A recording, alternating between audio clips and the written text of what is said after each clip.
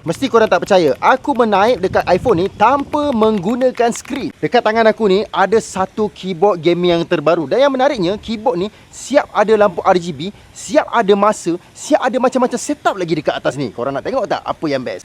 Inilah dia keyboard Royal Kluge yang terbaru. Buka saja kotak, cak dah ada satu keyboard yang berwarna biru cantik gila dalam ni. Mungkin keyboard ni korang rasa macam biasa, tapi yang luar biasa dia benda atas ni. Aku pun tak tahu benda apa sebenarnya. Kabel USB ke C dan boleh dibuka untuk jadi C to C. Barang cepit untuk keyboard dan ada lagi beberapa barang tambahan yang korang akan dapat. Tetap dekat skrin keyboard ni memang ada macam-macam, tapi yang paling aku nak ketengahkan adalah bahagian lampu. Ada setup untuk lampu warna merah, warna biru, warna hijau dan yang paling penting sekali adalah warna RGB. Sejujurnya aku bukanlah pengguna PC, laptop ataupun keyboard, dan dekat bahagian atas ni kalau korang nampak ada macam-macam button. Aku rasa mungkin ini unik atau tak tahulah, mungkin biasa saja untuk korang. Dan dekat bahagian sini skrin macam aku tunjuk tadi, dan ini adalah cara untuk kontrol skrin ni.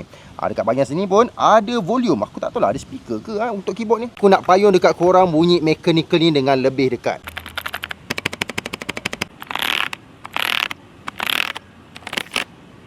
Bahagian bawah keyboard ni yang paling penting sekali adalah getah untuk grip dekat atas meja. Dan untuk ketinggian, korang boleh adjust dua tapak. Satu, dua. Ini yang paling tinggi. Dekat sini adalah sedikit spek asas dia. Bahagian atas ni sebenarnya ada dua lubang saja. Satu C, satu lagi USB. Yang ini bukan lubang. Yang ini macam satu benda untuk korang pasang dekat tempat lain pula. Kalau korang tertanya macam mana aku connect dengan iPhone ni, mudah saja. Dia kan ada Bluetooth. Buka Bluetooth, connect je dengan RKM87. Yang paling penting sekali, apa pendapat korang pasal keyboard Royal Kluge ni? Berbaloi tak dengan harga dia? Komen pendapat korang.